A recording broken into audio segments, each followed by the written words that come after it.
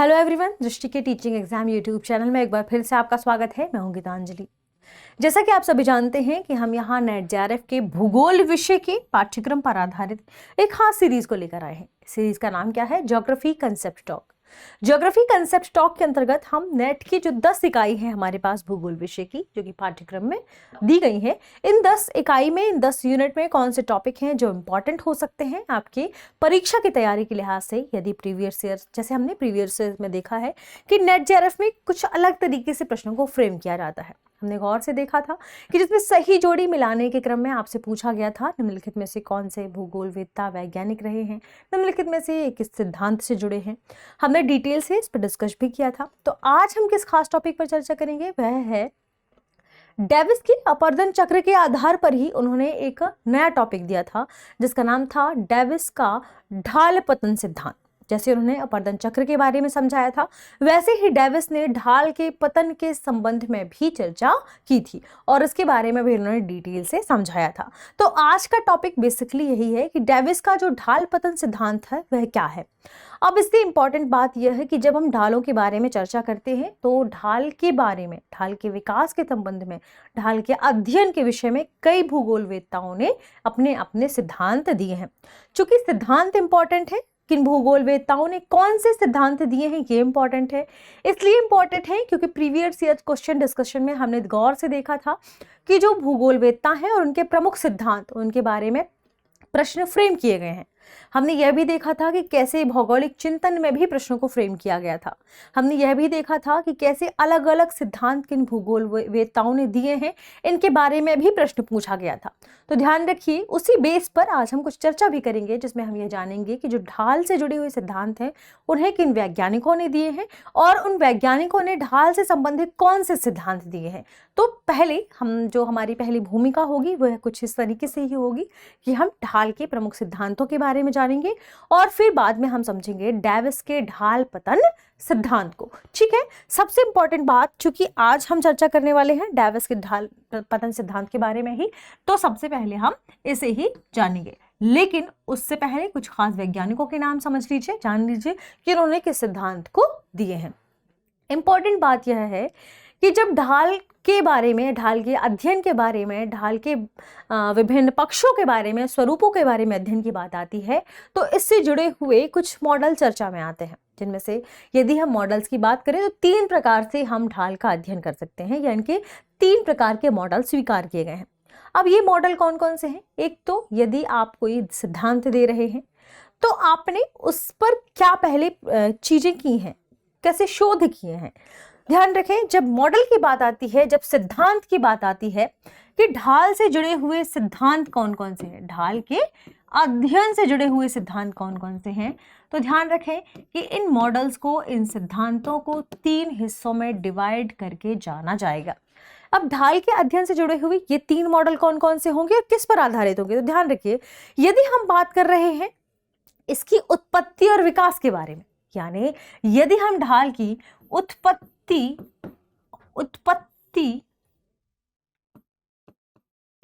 और विकास को समझेंगे,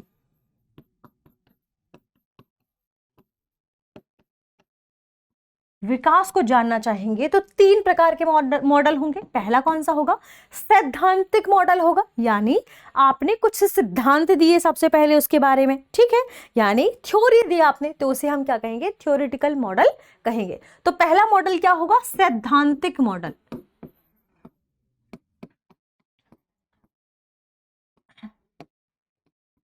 तो बहुत सारे वैज्ञानिकों ने सैद्धांतिक मॉडल दिए हैं, ठीक।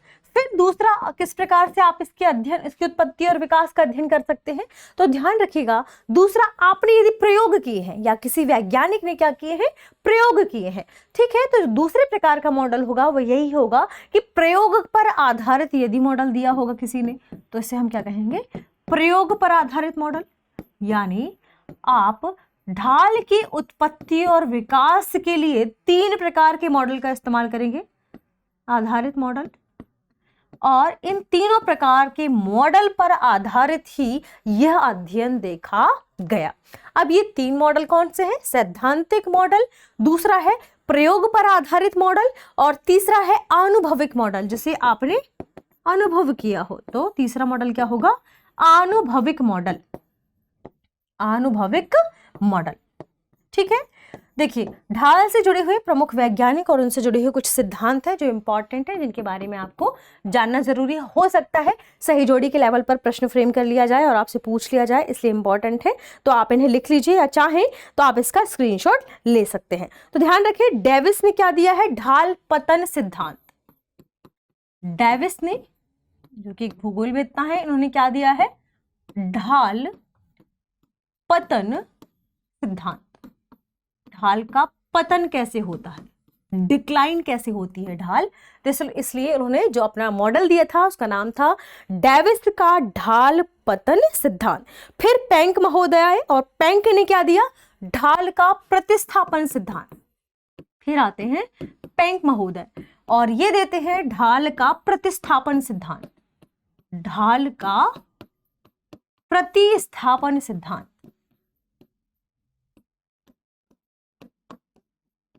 अलग अलग भूगोलवेत्ताओं ने अलग अलग भौगोलिक जो महोदय रहे हैं, इन्होंने अलग अलग सिद्धांतों के बारे में चर्चा की है।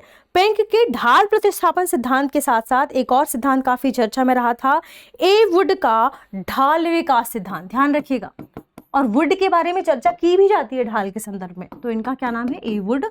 इन्होंने क्या सिद्धांत दिया था? ढाल विकास का सिद्धांत दिया था, ढाल विकास का सिद्धांत। ये भी काफी फेमस रहा है, ढाल विकास का सिद्धांत। एक और महोदय रहे हैं किंग नाम से। ढाल विकास का सिद्धांत किसने दिया था? ए वुड ने। ध्यान रखें, आप चाहें तो आप इसका स्क्रीनशॉट ले लें, क्योंकि सही जोड़ी के रूप में ऐसे प्रश्न फ्रेम किए गए हैं। ठीक है, तो किंग महोदय ने क्या दिया था? समानांतर निवर्तन का सिद्धांत, जो कि किससे जुड़ा हुआ है? ढाल से ही। ध्यान रखें, किंग समानांतर निवर्तन का सिद्धांत।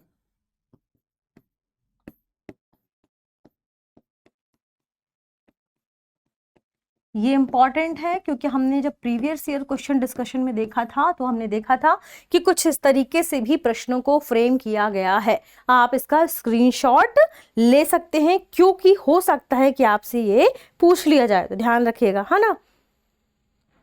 और इन्होंने या इनके ढाल से संबंधित मॉडल को क्या कहा जाता है? पहाड़ी चक्र। ध्यान रखिए, क्योंकि पहाड़ों में ही ढाल होती है ना। तो किंग ने जो मॉडल दिया था, किंग की यदि बात करें तो इनका फुल फॉर्म, इनका जो पूरा नाम है वह है एलसी किंग। ठीक है, तो इन्होंने जो अपना सिद्धांत दिया था वो पहाड़ों की ढाल से संबंधित था। तो इनके सिद्धांत को एक और नाम से भी जाना जाता है, पहाड़ी ढाल चक्र सिद्धांत। ध्यान रखें, जब भी समानांतर निवर्तन सिद्धांत की बात आएगी तो किंग ढाल के संदर्भ में इन्हें जैसे पहाड़ी चक्र सिद्धांत के रूप में भी आप शामिल कर लीजिएगा। ठीक है, तो ये 4 मॉडल हैं, 4 प्रमुख वैज्ञानिक हैं, आप भूगोलवेत्ता मान सकते हैं। इन्होंने अपनी अलग अलग मॉडल दिए हैं। ठीक है, यदि एक आध और मॉडल की चर्चा की जाए तो जो फिशर लेहमन है, इन्होंने प्रक्रम अनुक्रिया की बात की थी, प्रक्रम अनुक्रिया सिद्धांत के बारे में इन्होंने चर्चा की थी। तो फिशर महोदय के बारे में ध्यान रखिएगा, प्रक्रम अनुक्रिया सिद्धांत के बारे में इन्होंने चर्चा की थी। मान लीजिए पूछता है तो आप बता सके। इनमें से हम आज पहले मॉडल के बारे में चर्चा करेंगे, क्योंकि लगातार यह सुर्खियों में रहता है। देखिए, जो डेविस का अपर्दन चक्र सिद्धांत है, उसी से कुछ मेल खाने की वजह से जो डेविस का ढाल पतन सिद्धांत है वह चर्चा में बना रहता है। इस वजह से जो डेविस का ढाल पतन सिद्धांत है, आज हम सबसे पहले इसके बारे में चर्चा करने वाले हैं। यानी हमारे टॉपिक का नाम है डेविस का ढाल पतन सिद्धांत। अब ढाल पतन सिद्धांत की चूंकि हम बात करने वाले हैं, तो इंपॉर्टेंट बात डेविस के बारे में, डेविस का ढाल पतन सिद्धांत।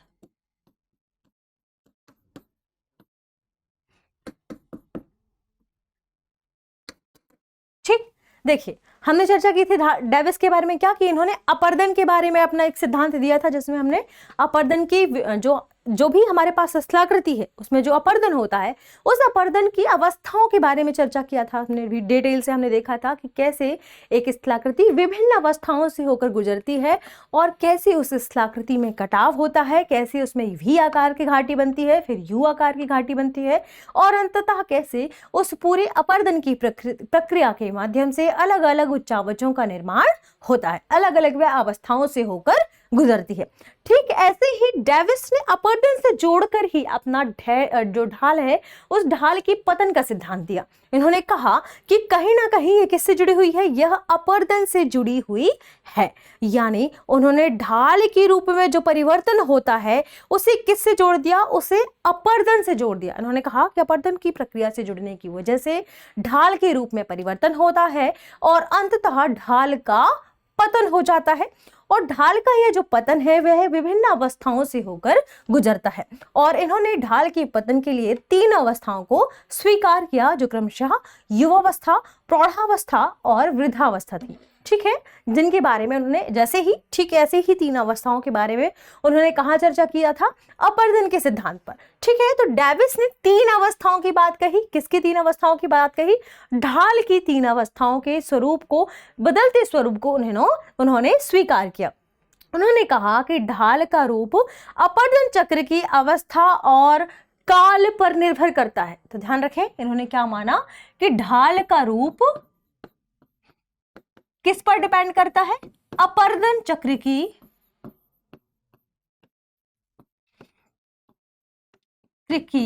प्रक्रिया और काल यानी समय, इस पर निर्भर करता है। और इस आधार पर इन्होंने जो ढाल है उसकी 3 अवस्थाओं को स्वीकार किया। अब ये 3 अवस्थाएं कौन कौन सी है? सबसे पहले उन्होंने ढाल की पहली अवस्था बताई, युवावस्था। युवावस्था यानी यूथफुल एज जिसे हमने कहा था।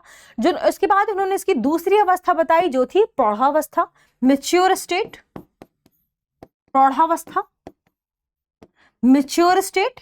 एंड इसके बाद इन्होंने तीसरे स्वरूप को इसमें ढाल के अंतर्गत स्वीकार किया जिसे जीर्णावस्था कहा गया, या आप जिसे वृद्धावस्था कह सकते हैं, ओल्ड स्टेज यानी जीर्णावस्था।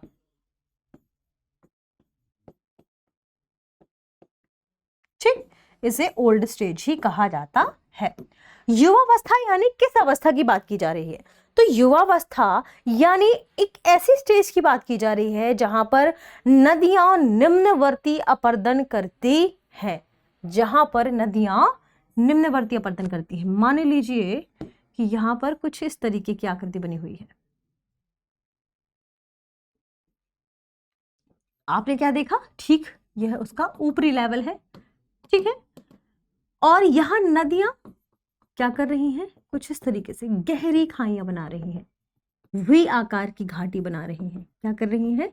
गहरी खाइयां बना रही हैं। और किस प्रकार का अपरदन होता है? ध्यान रखिएगा, पहली अवस्था में कुछ इस तरीके से वी आकार की घाटी बनी हुई है। तो नदियों के द्वारा किस प्रकार का अपरदन होता है? हमने चर्चा किया था पहले स्टेज पर निम्नवर्ती अपरदन होता है। तो यहां पर क्या हो रहा है? निम्नवर्ती अपरदन नदियों द्वारा। और निम्नवर्ती अपरदन की वजह से क्या होता है? निम्नवर्ती अपरदन। और निम्नवर्ती अपरदन के कारण क्या हो रहा है? यहां गहरी घाटियों का निर्माण होता है। यहां ये गहरी घाटियों का निर्माण हो रहा है, गहरी घाटियों का निर्माण होता है। ठीक, अब गहरी घाटी की बात करें तो देखिए यहां पर जो पार्श्ववर्ती अपरदन है, क्षैतिज अपरदन, वह ना के बराबर होता है। तो ध्यान रखिएगा, यहां पर पार्श्ववर्ती अपरदन ना के बराबर है, या आप कह सकते हैं नगण्य है। कौन सा अपरदन मुख्य रूप से हो रहा है? निम्नवर्ती, इसलिए गहरी खाइयों का निर्माण यहां होता है। तो खास बात क्या कि यहां पर जो ढाल है, यदि आप शिखरों की बात करें, शिखर यानी ऊपरी हिस्से की बात करें, तो जो ऊपरी हिस्से पर ढाल है वह कैसी है? तीव्र उत्तल ढाल है। तो अपक्षय के कारण यहां पर कैसी ढाल है? तीव्र उत्तल ढाल है, तीव्र उत्तल ढाल, ध्यान रखें। ठीक, ये हिस्सा तीव्र उत्तल ढाल। फिर आती है बात प्रौढ़ावस्था की।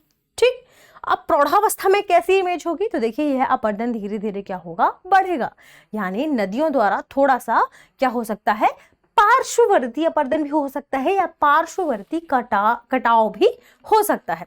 तो अब इसी इमेज को हम ड्रॉ करेंगे तो कुछ इस तरीके से हमें प्राप्त होगा। मान लीजिए यह स्थिति है अपरदन वाली। अब ये क्या होगा? यहां से थोड़ा सा अपरदन होगा पार्श्ववर्ती कटाव होने की वजह से ये स्थिति कुछ इस तरीके से हमें प्राप्त होगी। कुछ इस तरीके से हमें स्थलाकृति प्राप्त होगी, और इनके द्वारा जो अपर्दन है वो इस तरीके से होता रहेगा। अब किस तरीके की आपने ढाल देखी, देखिए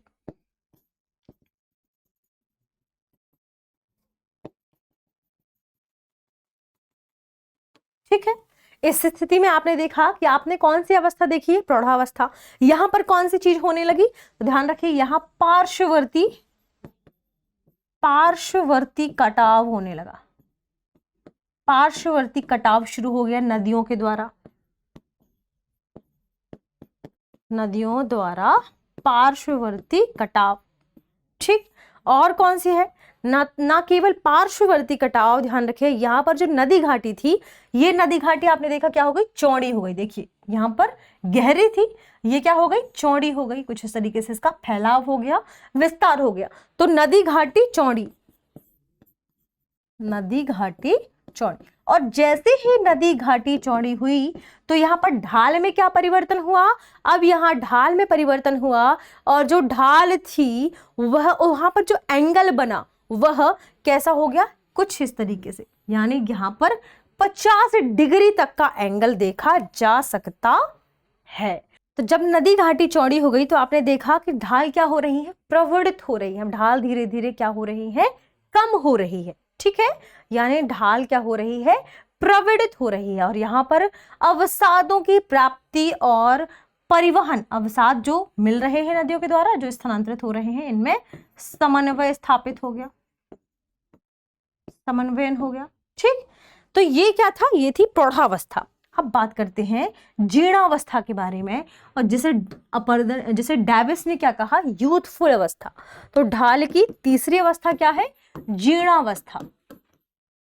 जीर्णावस्था, या जिसे इन्होंने क्या कहा, ओल्ड स्टेज, माफ कीजिएगा, यूथफुल नहीं, ओल्ड स्टेज इन्होंने कहा। ठीक है, ओल्ड स्टेज की यदि हम बात करें तो इन्होंने, डेविस ने अपने सिद्धांत में कुछ इस प्रकार की आकृति बताई। इन्होंने कहा ओल्ड स्टेज तक पहुंचते पहुंचते कुछ इस तरीके की ढाल की स्थिति हो जा रही है। ओल्ड स्टेज तक पहुंचते पहुंचते डेविस की यदि हम बात करें तो जीर्णावस्था तक पहुंचते पहुंचते ढाल कुछ इस तरीके से हमें प्राप्त होंगी, यानी यहां पर ढाल का कोण और ढाल, इनका पतन अधिक हो गया है ना। यहां पर ढाल के कोण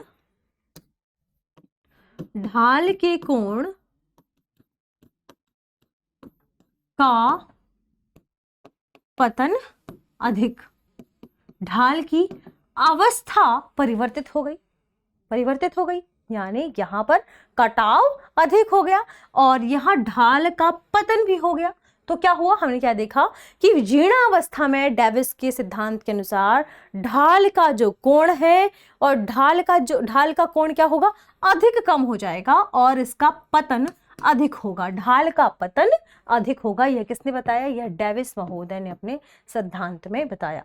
इन्होंने यह भी बताया कि इस स्थिति में जो हमारे पास क्षेत्र प्राप्त होगा वह लगभग समतल मैदान जैसी स्थिति होगी वहां पर, यानी जो इसका समस्त क्षेत्र है वह लगभग कैसे हो जाएगा, लगभग समतल मैदान की तरह हो जाएगा। लगभग हमें समतल मैदान की तरह स्थलाकृति प्राप्त होगी। यह समतल मैदान में क्या हो जाएगा, परिवर्तित हो जाएगा। यह क्षेत्र समतल मैदान में परिवर्तित हो जाएगा, मैदान में परिवर्तित। ठीक, इसके अलावा यहां पर जो ढाल के कोण होंगे वह 50 से अधिक देखने को नहीं मिलेंगे, 50 से अधिक देखने को नहीं मिलेंगे, 50 अंश से अधिक कहीं भी नहीं मिलेंगे। तो ध्यान रखिए जो जीर्णावस्था है वह ढाल के पतन की सबसे अंतिम अवस्था है। ठीक, खास बात क्या कि इस अवस्था तक आते आते घाटियों का विकास होता है और घाटियों के विकास के क्रम में हमें कैसी स्थिति प्राप्त होती है, अवतल स्थिति या अवतल ढाल वाली आकृतियां प्राप्त होती हैं। तो इन्होंने क्या पाया, डेविस ने, कि जीर्णावस्था में हमें अवतल ढाल के रूप में जो घाटी है वह प्राप्त होती है। किस रूप में, अवतल ढाल के रूप में हमें घाटियां प्राप्त होती हैं। इस तरीके से इन्होंने 3 अवस्थाएं बताई ढाल की, और शुरू से लेकर अंत तक ढाल की कैसे शुरुआत हुई, उसके बाद अंत में ढाल कैसे समतल मैदान की स्थिति में परिवर्तित हो रहा है, इसके बारे में इन्होंने चर्चा की। और इसी चर्चा को, जिन्होंने 3 अवस्थाएं ढाल के बारे में बताई, इन्हें ही डेविस का ढाल पतन सिद्धांत कहा जाता है। ठीक है, जिसके अंतर्गत उन्होंने कुछ खास तथ्यों के बारे में चर्चा की है। तो आज के इस पूरे वीडियो में इतना ही, मिलते हैं अगली वीडियो में। तब तक आप पढ़ते रहिए, रिवीजन करते रहिए। शुक्रिया।